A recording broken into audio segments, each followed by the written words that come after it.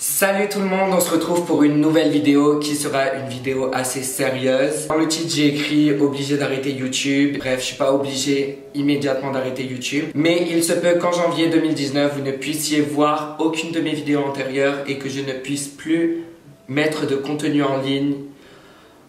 Rien que de dire ces mots, je retiens mes larmes, genre je rigole pas. J'ai pas envie d'être dramatique, mais je sais que le pire scénario, ce sera celui-là. Rien ne nous confirme que ça n'arrivera pas. Et peut-être qu'en janvier, je perdrai à la fois mon travail, ma passion et la plateforme que j'utilise à la fois pour m'exprimer créativement et aussi en tant qu'abonné pour regarder le contenu d'autres personnes. Comme vous l'aurez compris, dans cette vidéo on va parler de l'article 13. Donc c'est cet article qui a été voté le 12 septembre dernier. On a commencé à en entendre parler vraiment récemment parce que la CEO de YouTube a littéralement dit que si l'article n'est pas révisé, YouTube ne pourra pas continuer son activité à l'intérieur de l'Union européenne. Je vais vous expliquer un peu ce que je sais, ce que j'ai appris en lisant les articles, en regardant les vidéos d'autres créateurs, à la fois français, à la fois américains. Donc je ne suis pas avocat ni politicien, donc ce que je vais dire c'est ce que moi j'ai compris. Mais ni moi ni personne d'autre peut dire clairement ce qui va se passer et justement on ne sait pas ce qui va se passer, mais on sait que si la loi est appliquée comme ça et que YouTube ne peut pas l'appliquer ou ne veut pas l'appliquer, je sais pas, je ne pourrai plus poster des vidéos sur YouTube ou je serai extrêmement limité par rapport à mes vidéos sur YouTube. Donc avant de continuer la vidéo, je vous demande s'il vous plaît de me suivre sur les réseaux sociaux Twitter, Instagram et Snapchat parce que peut-être que je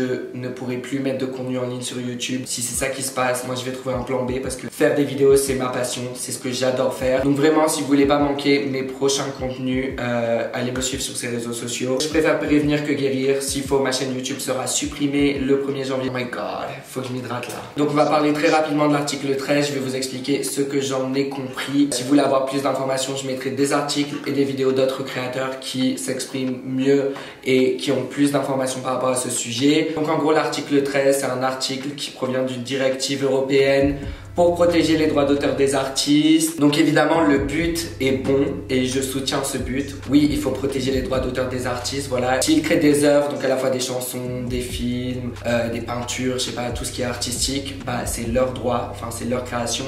Donc évidemment leur droit doit être protégé. Après le problème du texte qui a été proposé, c'est qu'il sera genre difficilement applicable à YouTube. En gros, il faudrait que YouTube puisse manuellement regarder tous les contenus qui sont mis en ligne et vérifier qu'il n'y a pas de droit d'auteur. Et en fait, ça peut aller super loin. C'est pas juste une musique de fond ou une musique qui a été mise. Donc pour résumer, si on prend le texte au pied de la lettre, ça voudrait dire qu'on peut mettre du contenu que de choses qui nous appartiennent à 100%. Donc ce t-shirt m'appartient, oui je l'ai acheté, mais est-ce que je suis Polo Ralph Lauren? Non. Si on le pousse à l'extrême, ma vidéo pourrait être supprimée ou ne pourrait même pas être mise en ligne. Pareil pour mon téléphone, ok, j'ai un iPhone.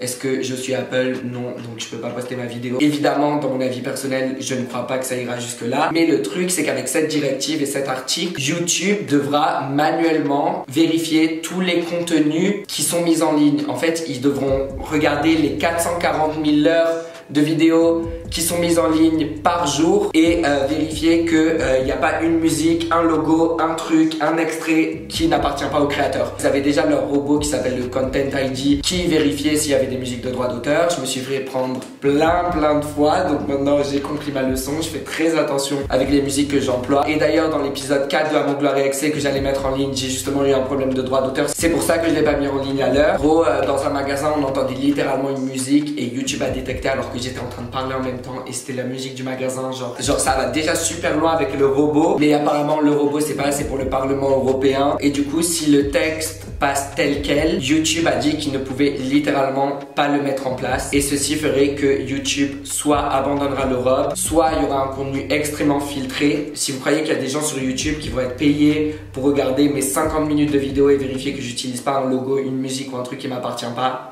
non, tout simplement ils vont bloquer la mise en ligne et la vidéo n'apparaîtra pas. Le truc c'est qu'on n'a aucune réponse par rapport à ça et YouTube a dit que si le texte passe comment il est rédigé actuellement, il y aura des centaines de milliers de chaînes YouTube qui seront supprimées. Et ça, qu'est-ce que ça veut dire? Ça veut dire qu'il va y avoir des centaines de milliers de personnes qui vont perdre à la fois leur boulot mais surtout leur passion. Enfin, je veux dire, moi, YouTube, ça me permet de m'exprimer. Mon but sur YouTube, c'est vraiment d'envoyer de la positivité. Je vois qu'il y a plein de gens à qui ça aide. Il y a des gens qui me disent, oui, j'ai regardé ta vidéo, ça m'a fait oublier mes problèmes. Je ne pourrais pas vivre sans ça, en fait. J'ai fini mon école de commerce. Là, ça allait être la première année que je me mets à 100% dans YouTube, dans mes vidéos, où je me suis dit, ok, il faut vraiment que je vous crée du contenu. Là, j'avais prévu d'emménager à Paris et dès que j'emménage, ça va être saison 2. Mais est-ce que ça va pouvoir se faire?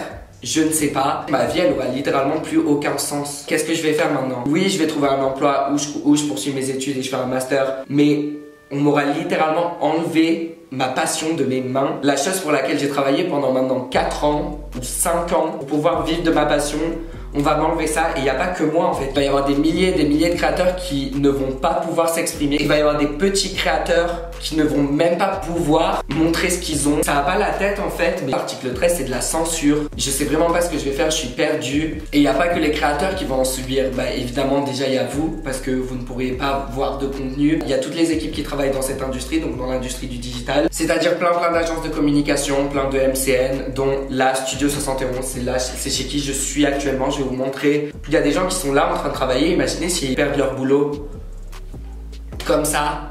Bref, je sais pas quoi dire de plus. En tout cas, je voulais juste vous partager cette vidéo. Je voulais juste m'asseoir et vous expliquer comment j'ai très peur de ce qui va se passer, car moi je vais continuer à mettre du contenu en ligne pendant le mois de décembre. En janvier on verra ce qui se passe, si ma chaîne existe encore. Donc si vous voulez changer les choses, il y a 2 options qui s'offrent à vous.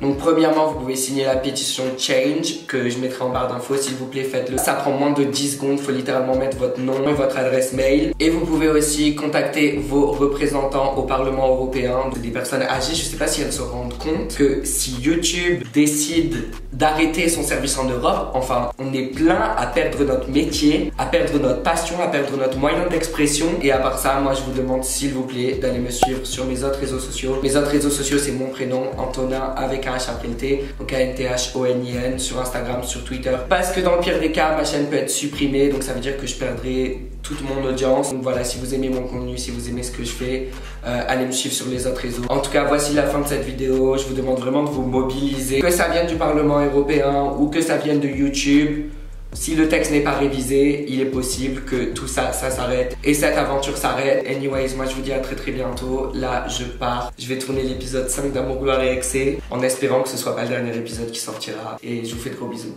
Bye!